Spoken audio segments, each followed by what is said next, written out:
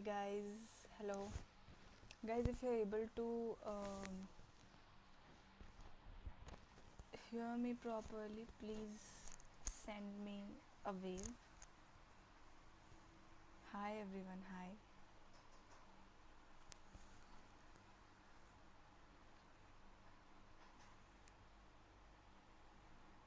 Hi guys. So yeah, I'll start with a little introduction about me. I'm Akanksha. I'm from Pihu's Creative Projects, and I do a lot of different artworks, but mainly I do calligraphy and watercolors. And I'm starting out with watercolor florals, so let's see where it goes. And apart from that, I do a lot of other things like journaling, embroidery, and mostly therapeutic form of all the arts. So yes, and today I'll be telling you a little about calligraphy, the techniques, the basics, and everything.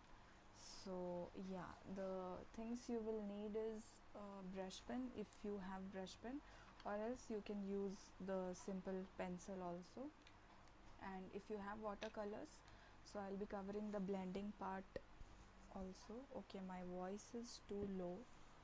um, just a second. I think my voice is too low, so are you able to hear me now? Should I speak a little louder, or is it the glitch?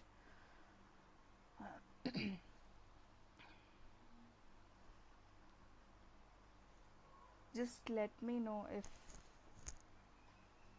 Okay, just a second. Am I audible now? Is it fine? Please, some of you help me with this.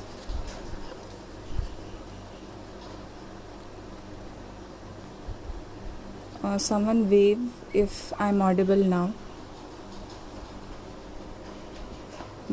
Okay. Is it fine now? I think it should be fine now. Yeah. So yeah, let's get started. Okay, so I'm Akanksha. I'm from Pihu's Creative Projects, and I do calligraphy. I'm starting out with watercolors. I have been doing other different forms of arts like embroidery, journaling, and I mainly practice the therapeutic side of art. I started this account as therapy account, so yeah. And today I'll be telling you a little bit of calligraphy. So yeah, this is a hello I wrote for all of you, so I hope you all like it. And talking about the materials, you can have a simple pencil, some basic brush pens. These are Camlin brush pens, but for beginner friendly experience I suggest Adgel brush pens. After Adgel brush pens, you can upgrade to these Camlin brush pens, so these will be really beneficial for you. And apart from Camlin, I have Pentel touch sign pens. These have few tips, as you can see. So yeah, and for upgrading to few tips, I think I'll suggest you this one from Tombow. It has twin tip. One is black tip and the other one is gray tip. Yeah, so okay, let's get started. As a beginner friendly base for continuing your calligraphy, I would only recommend you some A4 sheets, some butter sheets, and for blending, for beginner friendly blending, I would suggest you to have the Scholar A6 journal or A5 journal, whichever is good for you. As you can see, I have done sticker bombing on all these journals because I love it too much. And in Scholar journal I practice all kinds of artwork. This one is watercolor wash and calligraphy on top of it, and then I tried blending here, and I had to use a lot of water on this one because the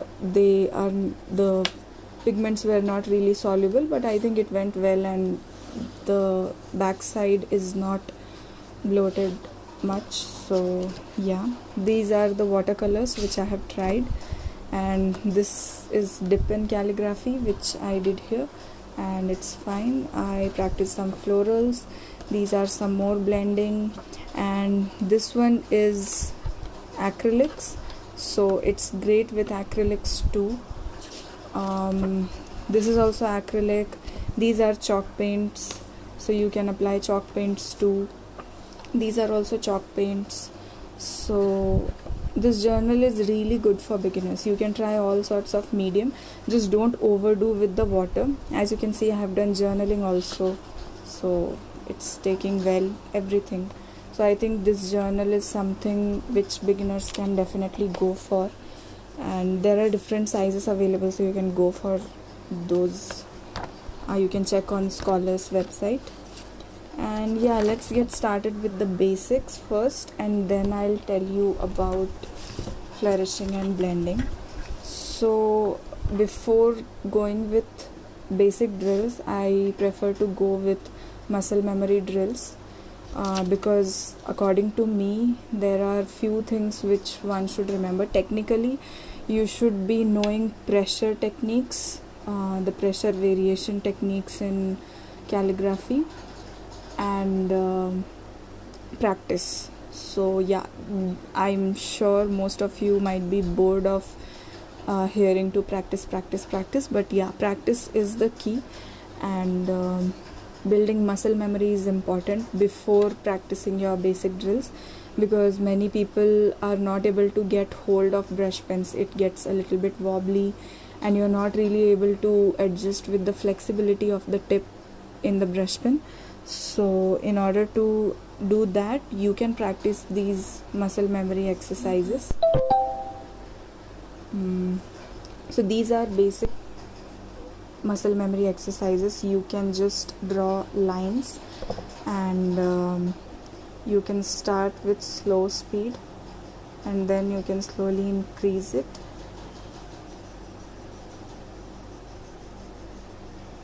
Just make sure I have drawn lines. You can do it without lines also, but I have drawn lines because I'm not very stable with maintaining the size of these ovals. So yeah, and this one, if you want to practice slant calligraphy, if you want to add italics effect to your calligraphy, you can practice these drills. So as you practice these drills, it gets easier for you to handle the brush pens and adjust the strokes. So once you get to basic drills after muscle memory exercises, it becomes really a little bit comfortable for you to handle brush pens.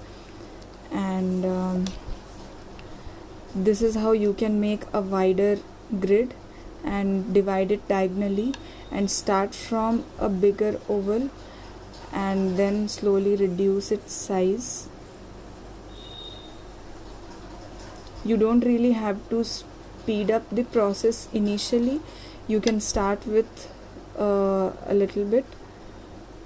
You can start with slow pace, and then you can slowly increase. And it's okay if you're not able to increase gradually as you increase the size of the oval, but with practice you will be able to see the difference.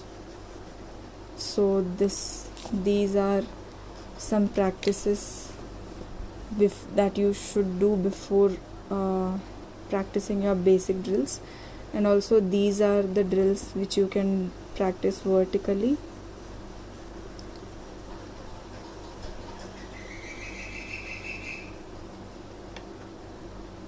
These drills are important because it helps you handle your brush pens. So even if you are not doing anything in a planned way, if you have your muscle memory in place, you can definitely make a piece that looks good, and initially it will always be distorted. I wish I could show you right now how I used to write in the beginning, but right now I don't have my old pieces of work. So yeah. And for flourishing, since I'm going to teach you basic flourishing, so these are the exercises which you can do in order to get comfortable with the movements of hand while flourishing. You can either make infinity loops casually, or you can draw 2 circles and you can make infinity loops around them. So again, you can start with slow pace and then you can increase the speed gradually in order to get hold of your muscle memory moves. And instead of circle, you can also draw oval, and you can practice like this. So I suggest these exercises before you go to basic drills. So I hope you'll be able to see it. And now we move on to basic drills. Yeah. So again, with basic drills, the pressure technique is very important. So once you start doing it, it's important that okay, someone is saying we can't see anything. Are you able to see now? Please leave a message.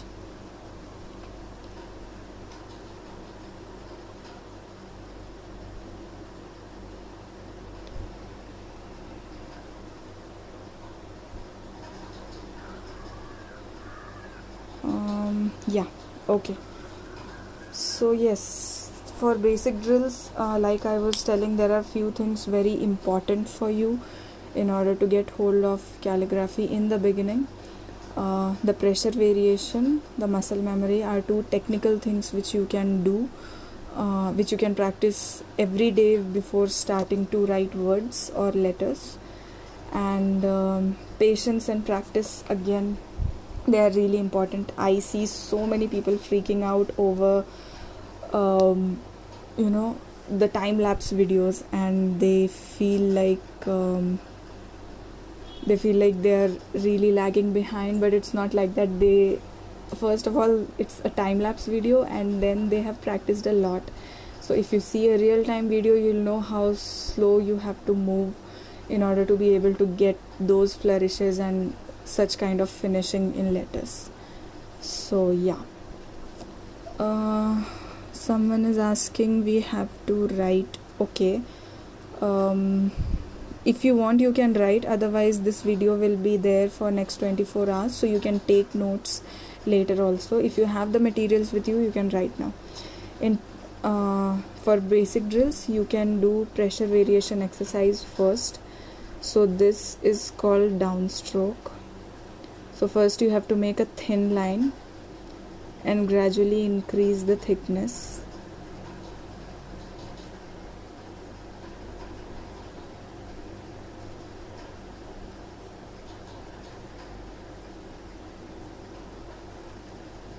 So you can see the thickness is varying from here to here. Once you practice this, you'll get to know easily that how you have to hold your pen, how you have to hold your brush pen in order to get these strokes properly, because different people have different way of holding the pen comfortably.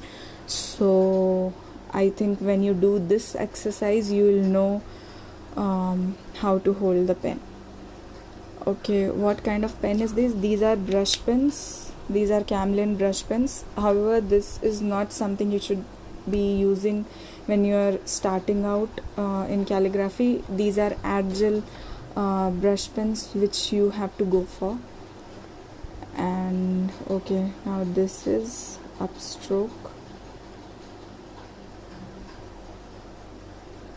Again, you have to increase the thickness.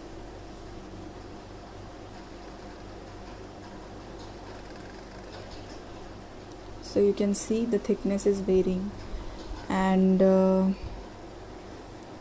this is how you have to practice the pressure variation strokes, because once you practice these, it will give you an idea about how you can practice other strokes properly, because once you practice from thin stroke to thicker stroke, your muscle memory gets sharper. And now we'll be doing entry stroke. It has to be done at a certain angle.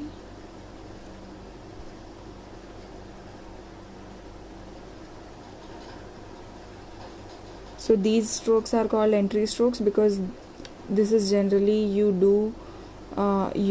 make before you start writing stuff.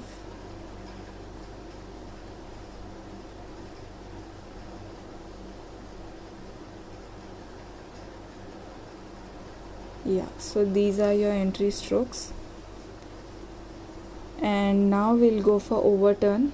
It's a combination of thin upstroke and thicker downstroke which are joined together. So this is a thin upstroke, and then you parallelly carry it here, and from here you start to put pressure. Around this point you have to increase your pressure and bring it down. So this is called an overturn.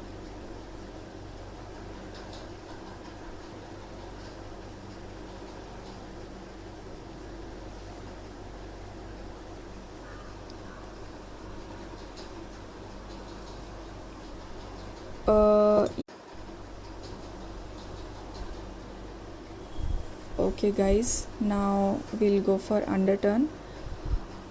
Underturn is again a combination of thicker downstroke which is joined to thinner upstroke. Okay, so again you learn pressure variation while practicing these two drills.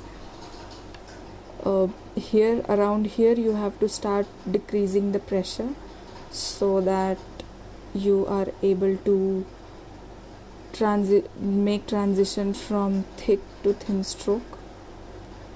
Initially you will face problems while making transition, like when you draw oval, it'll get really weird in the beginning, but you have to keep going. And with practice, with muscle memory practice, and with more practice every day, you will be able to get it. And this is ascender loop.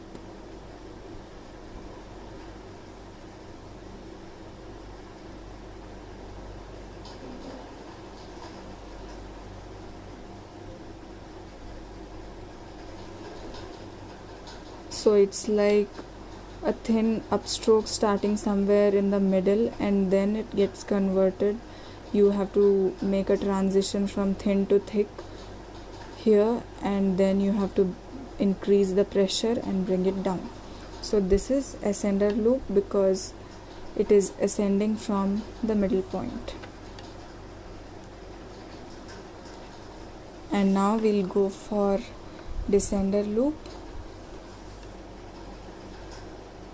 because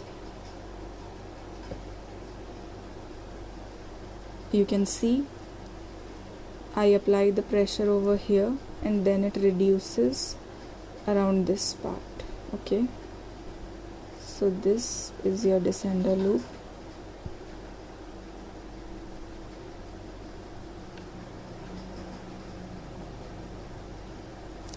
Yes, basically it's important to practice basic drills because all your letters are combination of these basic drills, and you will, once you divide a letter into drills, you will know how and why. So now oval is again a basic drill. In oval you have to start from here. It is a combination of overturn and underturn.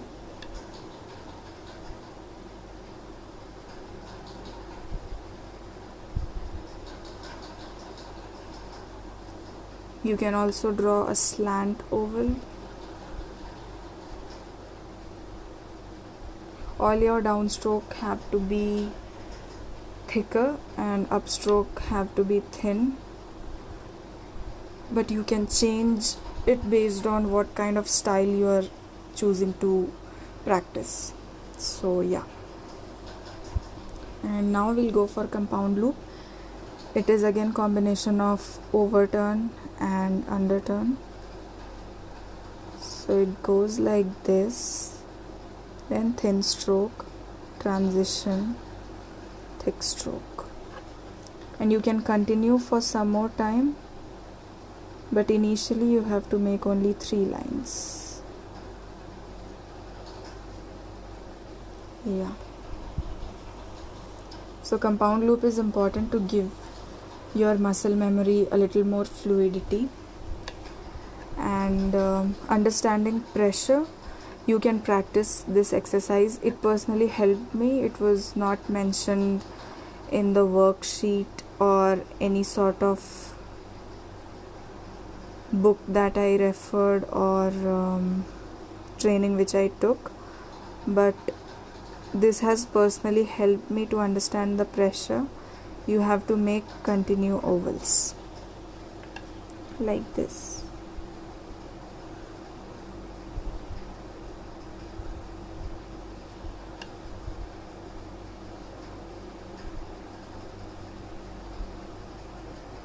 And guys, it's okay if you leave your hand in middle. Initially you don't have to aim for making continuous loops and writing one word continuously without having to lift your hand. You can lift your hand initially because that's how it will give finishing to your work. Even the most trained calligraphers try to lift their hand in between because it gives their muscles some rest. So these are the basic drills which you can practice before you start to write a word or a letter. Okay, so now I'll show you how to frame letter or how to break the letter into different loops.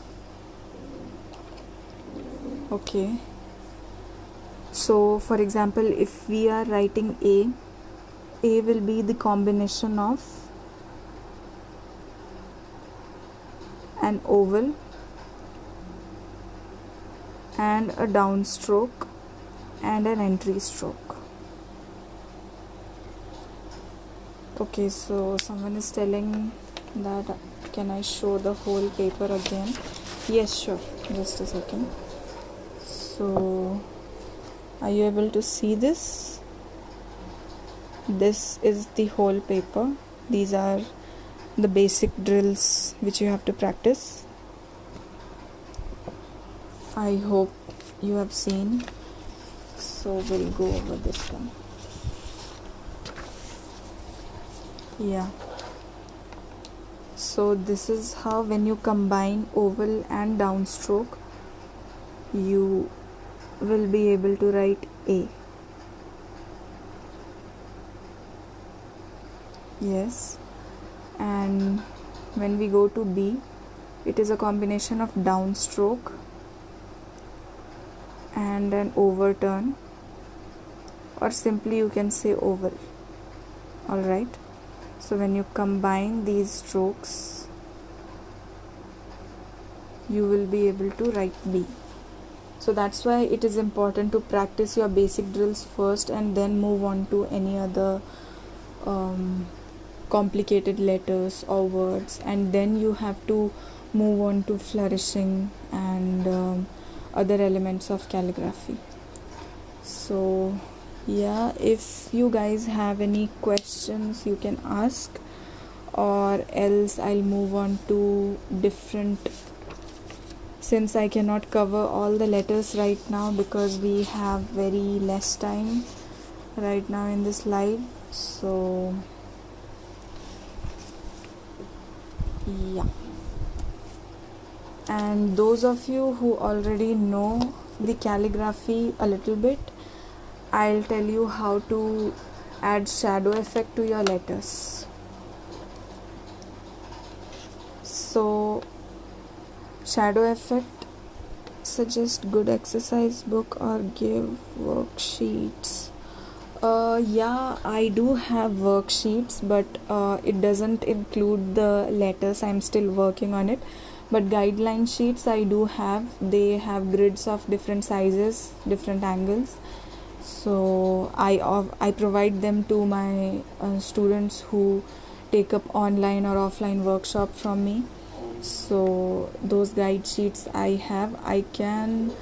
I'm still working on developing a more detailed guide sheet so that it can help anyone who takes up the class. But apart from that, if you simply take the guide sheet, you might not be able to understand how to practice through that.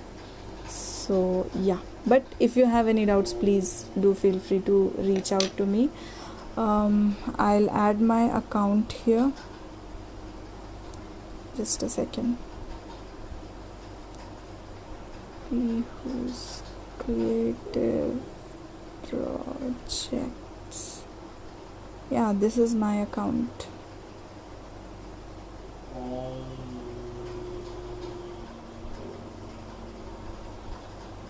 So I have pinned the comment which has the name of my account. And regarding the details of workshop, you can DM me. I usually take online workshop or one-to-one workshop. It's not a group workshop where 4 to 10 people are there. I'm more comfortable with one-to-one sessions because I feel like I'm able to deliver better. So yeah, you can reach out to me. Now when we talk about adding shadow effects, it is basically about the placement of your light source. For example, if your light source is here, then your shadow has to fall on the other side, on the right side of each stroke, right? So for example, if light source is here, your shadow will be here,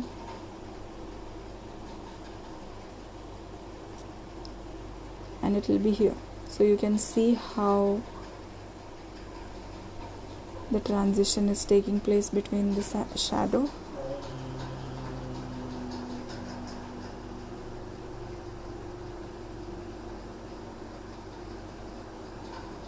Guys, I'm not sure if you're able to hear my dad doing the pranayam.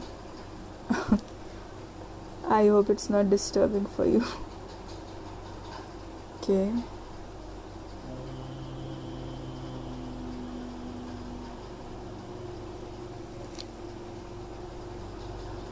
So it will be on the right side always. So now you get an idea how to add shadow. And similarly, if your light source is on this side, then all your shadow will fall on the left side of the stroke. So this one you can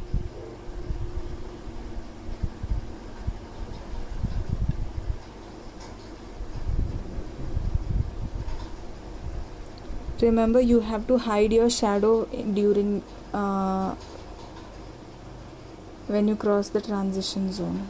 Okay, for example, if this is the transition zone, this is the transition zone, you have to hide your shadow here. It should not be visible.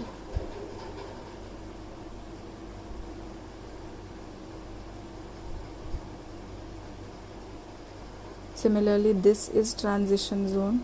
When you connect the letters, these are transition zones, so you hide your shadow here, and then again you hide your shadow here, then it's visible again here.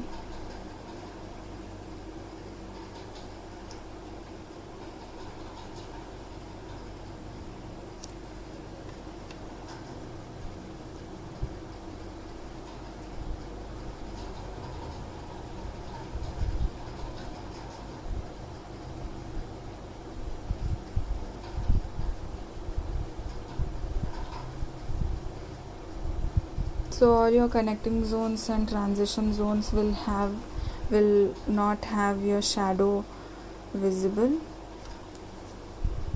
And so you can see, once you start to add shadow effect to your letters, you have to first place your light source, and once you have placed your light source, you have to make shadow according to that. No matter how weird it seems in the beginning, but you always have to put your shadow opposite to the light source. For example, if your light source is on the right side, on the left side, your shadow will always fall on the right side of each stroke. And many people have confusion between these kind of flourishes, like how to add shadow effect to these flourishes when the lines are horizontal. So for that, I would suggest you to again imagine that your light source is here and it's falling on this part. So for vertical strokes, we know it has to fall on the right side, and for horizontal strokes, you have to imagine, for example, if this thin stroke was vertical, it would fall on this side. So you just have to turn it like this and place the light source here, and imagine that the shadow is falling here, slightly below. These strokes are neither transition zones, nor these are completely horizontal lines that can be ignored and kept devoid of shadow. So you can add shadow slightly below here. For example, I'll show you this.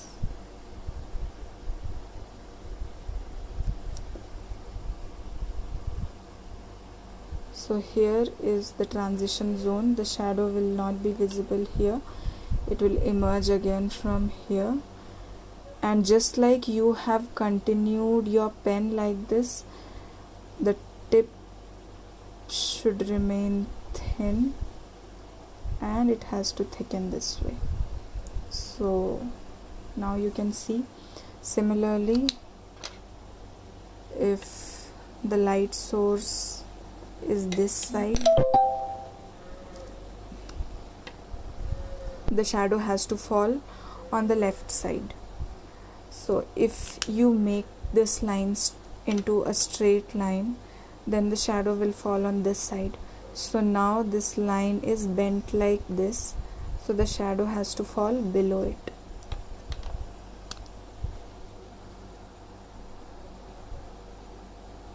Okay.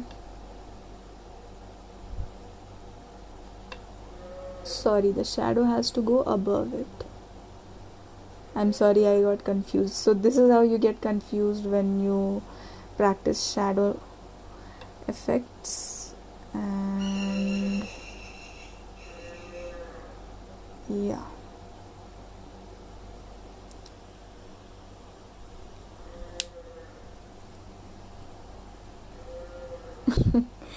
So someone is saying, please save the live. I am in a work from home situation. Yes, we all are in difficult work from home situation. I really hope some of you are able to sail through this smoothly, but I am a freelancer, so it's anyhow very difficult for me to manage, especially when I am a night person. I like to complete my work at night, and the time zone with my clients vary. So yeah, it's a tough thing to do, but we all have to cope like this.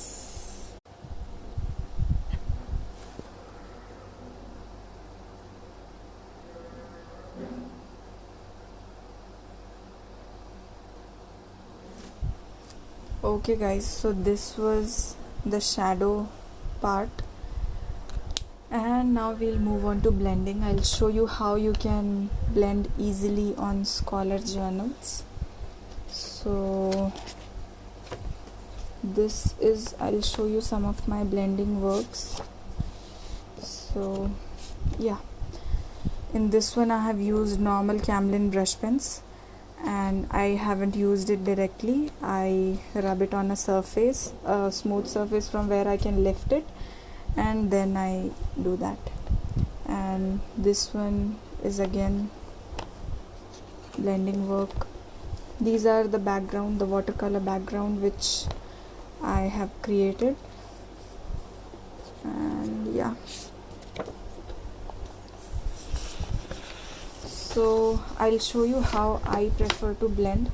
When you are starting out, you can simply take two shades, a light and a dark shade. You can rub it on smooth surface. This is a ceramic cup, a broken ceramic cup that I stole from my mother, and this is a light shade, so you slowly brush it up.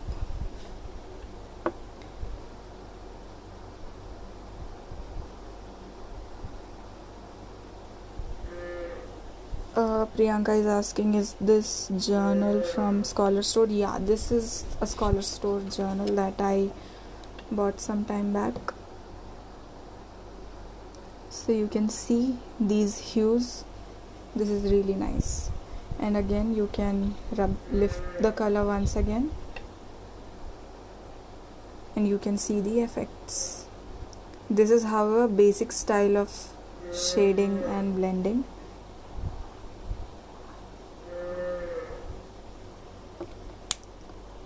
Another way of blending is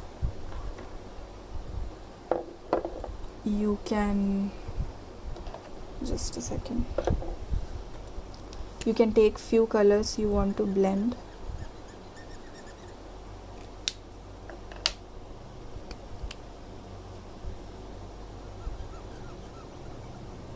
So these are the two colors that I am going to blend, and I use a base color that is a lighter shade which is nearly invisible on white paper. It is just sufficiently visible for me to know how thick and thin lines are forming. So I have written with pencil.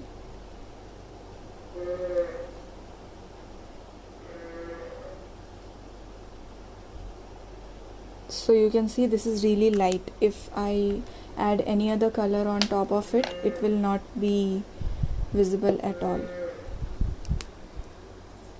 Thank you guys, all of you praising me, thank you so much. So you dip your brush lightly in water, and then you take one of the colors. So this is not a proper watercolor paper, however this is really good for all the mediums, but it still has its own limitations. So if you want to try this blending on watercolor, you can take loose watercolor sheets from Scholar Store. Okay, so this is how you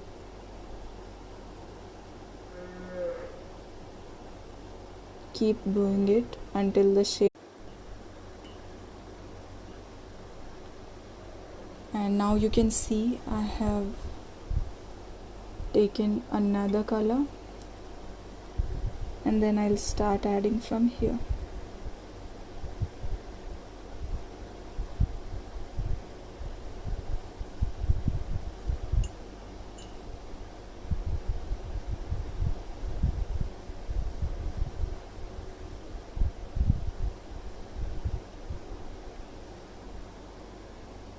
Which pen am I using? This is a normal watercolor brush pen. Usually you fill water inside this and then you push the water to wet the tip of your brush, but I haven't filled the water inside. And taking water from cup separately. Again I take the another shade and then I continue it. Okay, so you can see the blending effect here between two colors, and then you can add shadow effect to this. Where can we get it? You can get it online. There are sets available, set of 5, set of 2, 3. You can get it from Amazon. You can just look for watercolor brush pen.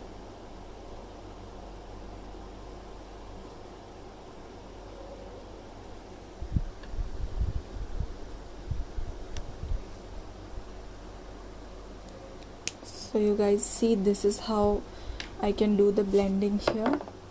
And if you check at the back side, the Scholar Journal can take these light washes really well. So which was the pen, the light one you used first? The basic pen which you can use for calligraphy is Adgel brush pen. And I don't know, Avni, I think you're asking about this one. This is Camlin brush pen. However, you shouldn't use this one when you are just starting out. You can take up another brand called Adgel brush pen, so you can choose that one. And yeah, let's try another shade. Blue, light blue and dark blue maybe, or we can do red and orange, or we can do red and yellow. I'm sorry, I'm really indecisive. So yeah, so now we'll write the letter B.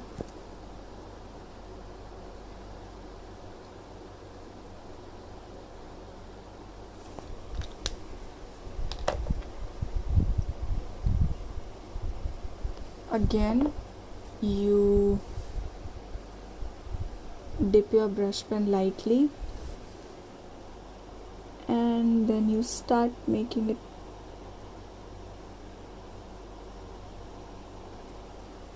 Just make sure you leave some amount of water in the end so that it doesn't dry, because the pigments are really permanent kind of pigments, so even with watercolor paper it won't be nice. However, if you want to do really nice, this one is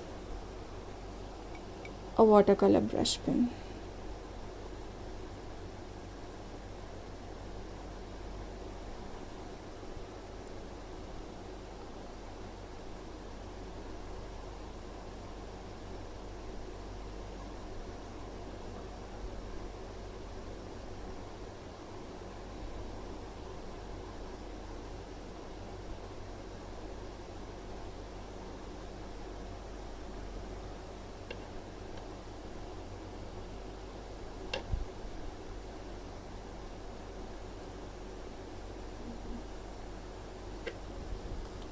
So guys, you can see the blend effect here. You can choose any other color.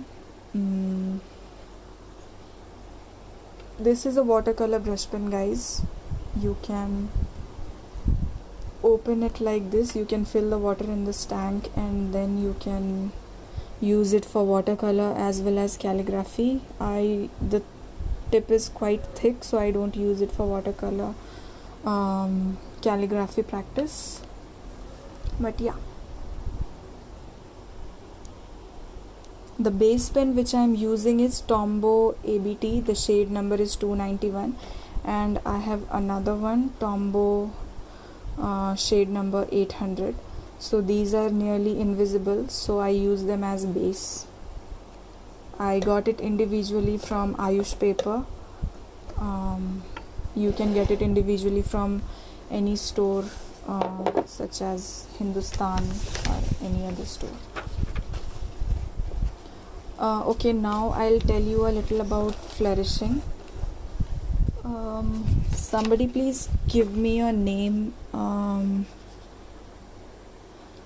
that I can flourish easily. Basically, when you are starting out, so when you're starting out, you have to wait. Let me draw the guidelines so I can teach you flourishing properly.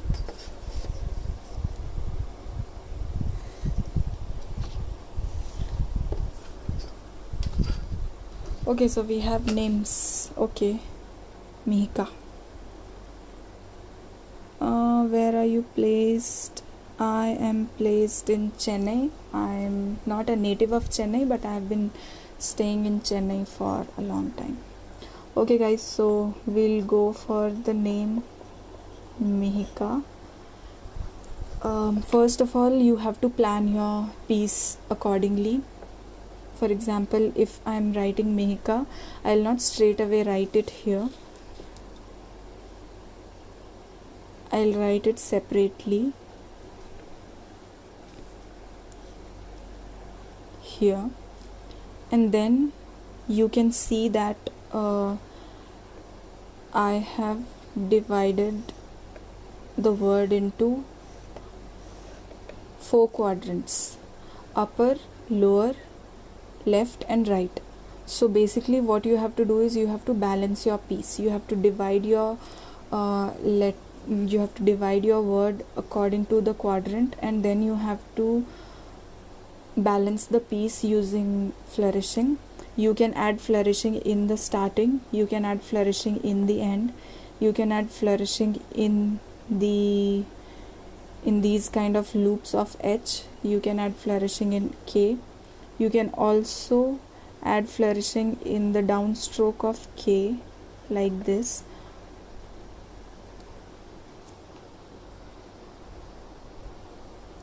Yeah, so now after dividing into different quadrants, I'll write the word. So once you are trying to do a flourishing piece, you will not really complete your words or letters according to what you have practiced. You leave some gap so that you can make flourishing out of it.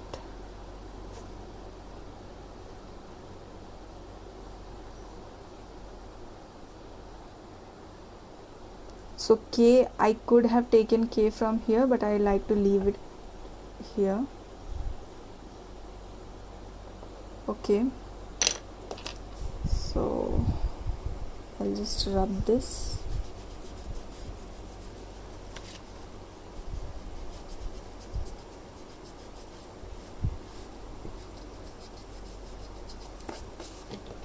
So now I have divided the flourishes here. All I have to do is I have to balance the piece. For example, you cannot do flourishing only on one end, or just on the upper quadrant, or just on the lower quadrant. You have to balance it with different letters. So if I'm adding flourishes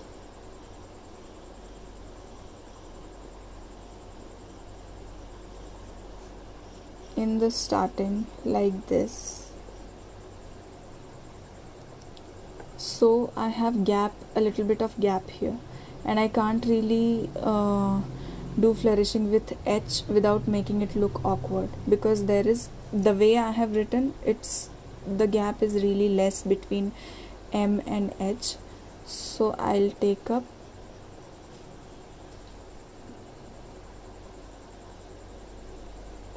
this one and I'll write like this.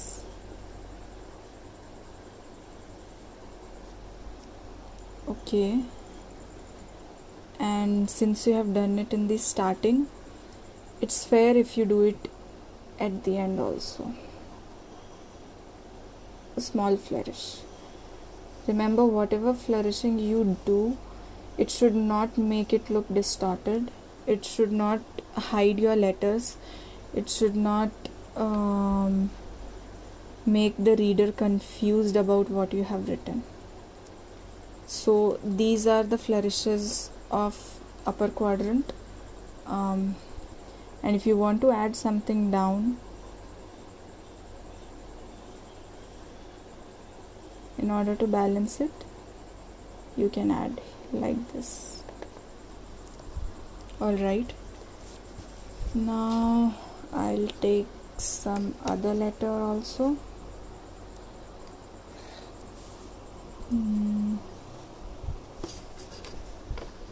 Let me see the names.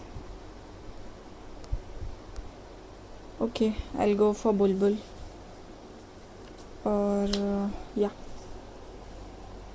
So when we write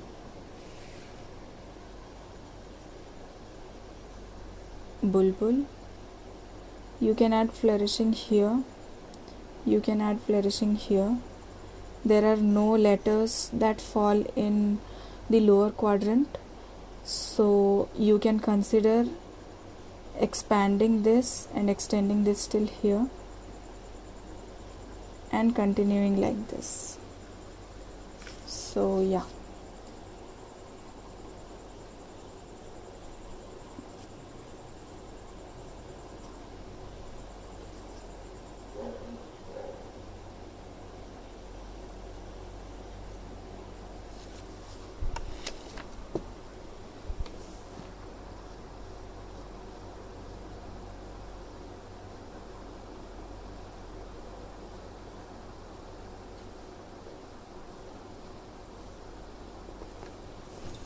So I'll just rub it.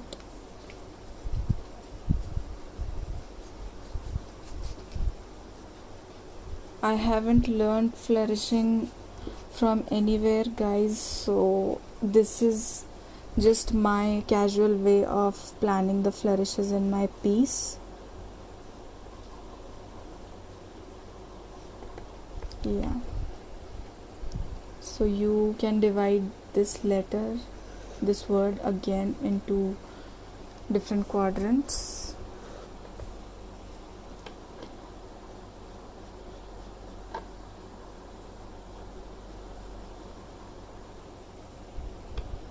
And now you can see the stroke I have added here is only confusing the reader, so I'll rub it off. Yeah, now it's quite clear. So this is one kind of flourish which you can add.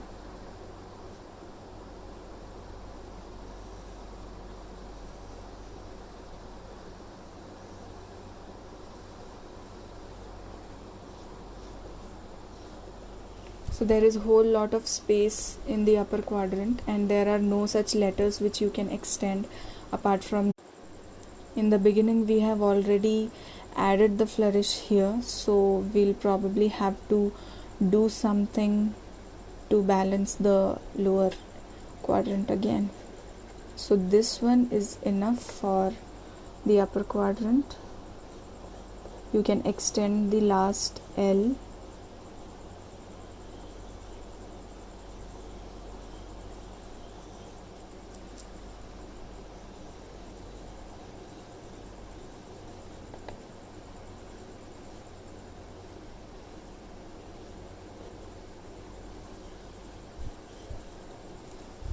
So guys, this is how you do the flourishing.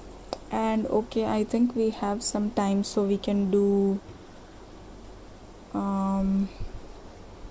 one more. I think there was a name Sanaya, so we'll go for that.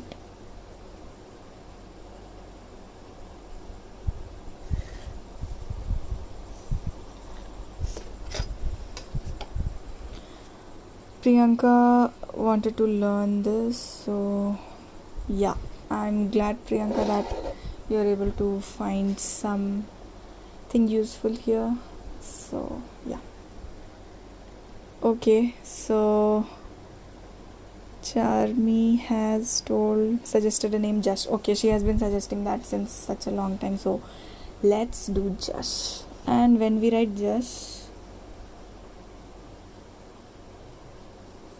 so there are different ways in which we can do the flourishing.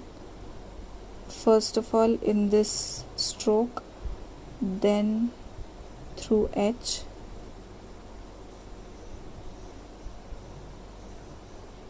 and through the final stroke of H, and then in this J maybe we can extend it and add like that. So yes, once we write J, A, S and H. So guys, usually when you write H, you write like this. When you are doing flourishing, you will leave the letters bluntly ended. You can add the strokes later, but until unless you have finished your flourishes, you are done with all the decoration and stuff, you will not complete it. So okay with Jash.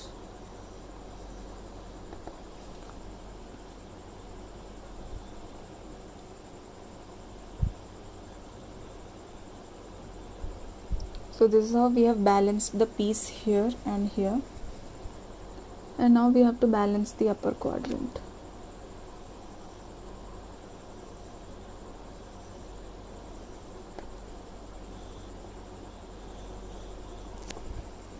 Okay.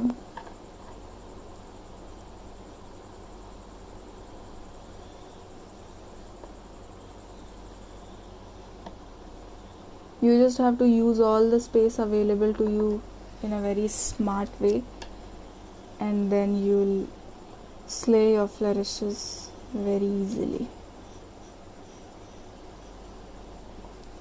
So you see, there is nothing as difficult as rocket science, and you can do the flourishing here. So here the piece looks quite balanced, right? Okay, someone has told please do Sanaya if possible. Okay, let's give it a try.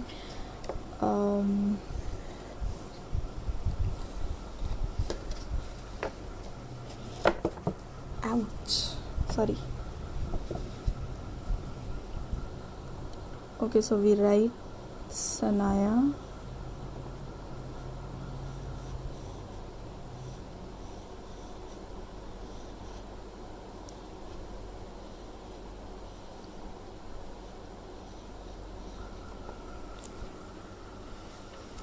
So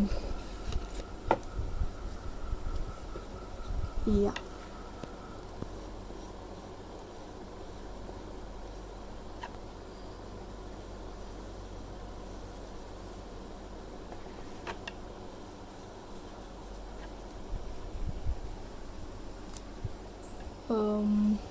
so you can extend the Y in the lower quadrant, and since we don't have much space, we don't have any scope of extending any of the letters in upper quadrant, because here all are the middle quadrant letters. So we will extend A till here in order to balance the piece.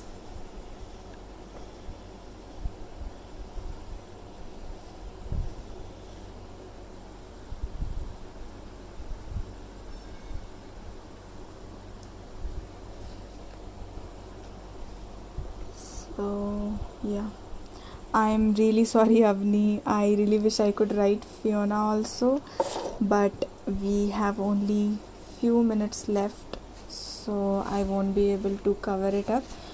However, if you guys want to learn more about flourishing, or if you want to know more in the private class, then you can contact me for the workshop. And here are some other flourishing lessons which I gave to my students, and you can see I have tried to balance the word gossip here. So I initially wrote it in a basic way, and then I just improved the strokes. And okay, F, yeah, sure, I can write F.